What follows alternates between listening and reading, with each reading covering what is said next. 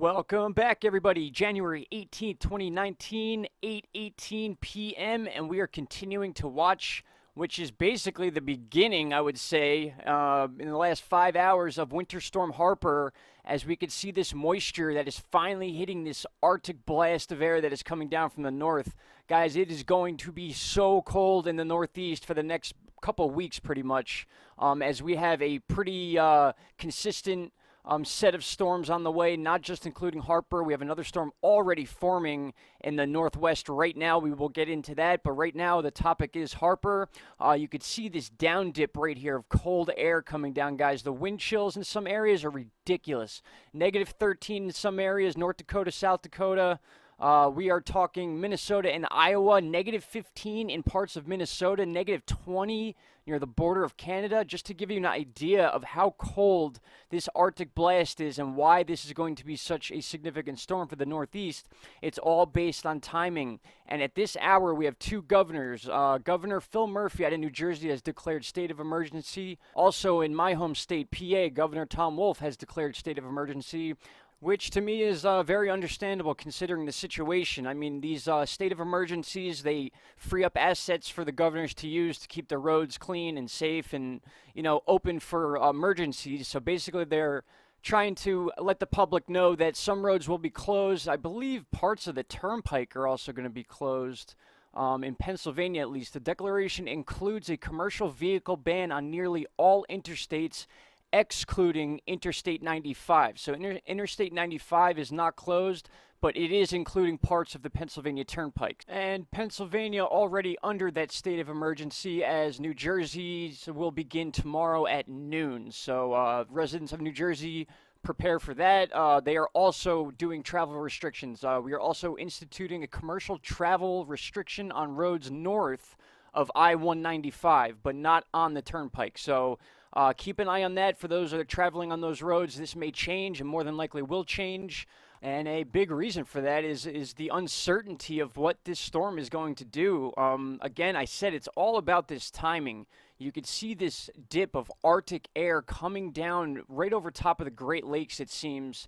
And then as that moisture from Harper that came partially from the northwest and also from the southern Baja region of Mexico and California, and now shooting over Texas, this is playing a part in it too, as we're beginning to see the rotation in the middle. We call this area ground zero. We talk about this almost every video.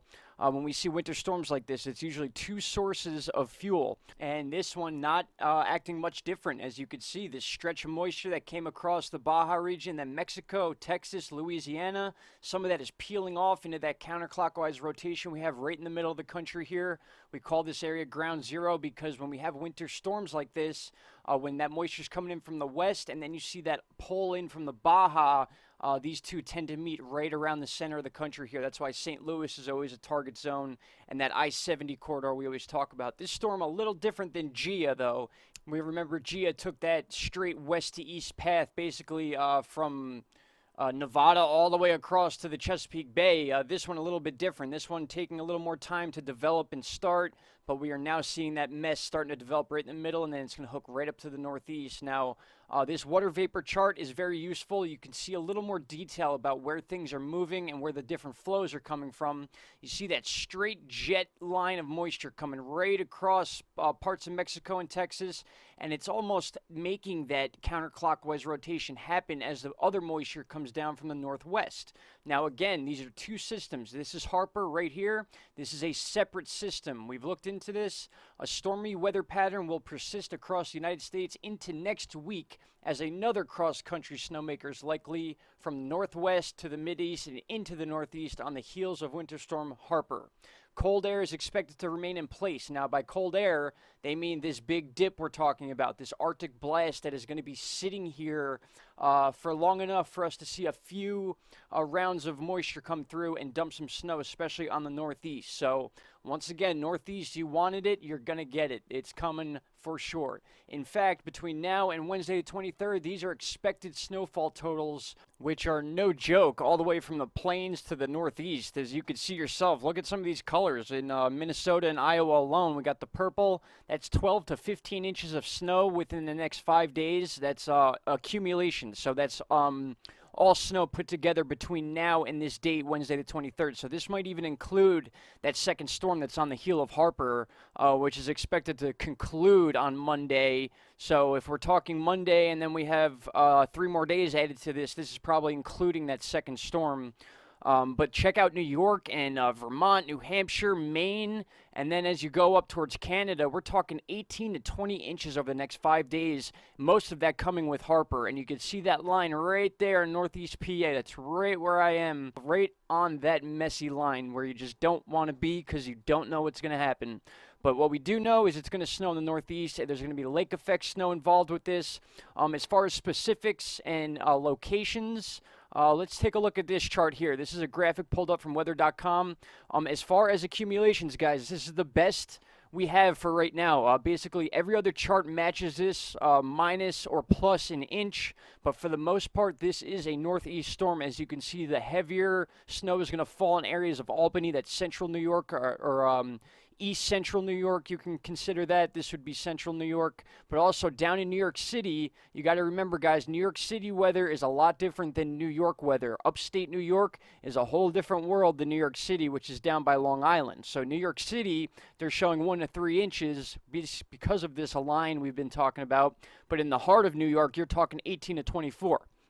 So again, you got to separate New York City from New York when it comes to these storms, because New York City is just basically, you want to put New York City in the same column as Long Island and or New Jersey. And we know that New Jersey's in state of emergency, and being so close to New York City, I wouldn't be surprised if New York does declare a state of emergency, even though New York is one of those states that is usually prepared for storms like this, being in the Northeast. That includes Vermont, New Hampshire. You don't really see state of emergency come out of these states too often because they are used to this type of stuff. That includes parts of PA, so I'm not too surprised to see the state of emergency here.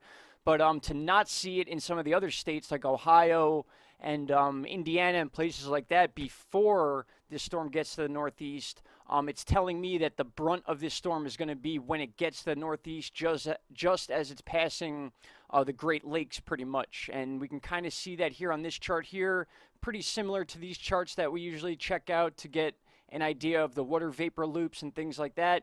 But you can see here on top, again, this dip right here. Just follow this dip and you can kind of see how slow it's moving, and then you get an idea of how long it's going to be there for. So if this thing is just kind of like a big blob swooping down across the Great Lakes and then across the Northeast, we could be talking 2 or 3 weeks of these temperatures, guys. And then with this thing coming in from the west, the second this moisture touches that air, it is frozen solid. So we're going to have a lot of ice issues, a lot of travel restrictions in the next coming weeks, especially along I-70 right in the heart of the country, because that's where that cutoff line is going to be. We're going to have some cold temperatures down in the south, but for the most part, the top half of the U.S. is going to be like sub-zero temperatures, very, very cold.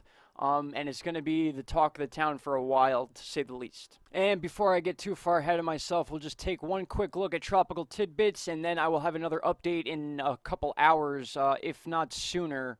But this is what we're expecting, guys. You can see this is basically the beginning of it right now. You're seeing this little sideways horseshoe of snow, low pressure just north of Texas, part of Texas and Oklahoma. And then we see that bow right here, and that's where things are going to start getting ugly as these two moisture systems meet. Boom, right there. You got the low pressure, and then it's all the way up to the Northeast we go, and that's where things are going to get very interesting, is right around this area here. And then in the frame before this, you could see that's why New Jersey's in state of emergency, is what's going to happen before it actually crosses the heart of New Jersey itself. So, all right, guys, with that said, that's all I got for you for right now. We have over 30 states in winter weather advisories as of right now, 2 of them in state of emergency. What's going to come next? I'll let you know as soon as I know. All right, guys, thank you so much for listening. Take care. I'll be back in a few hours. Bye-bye.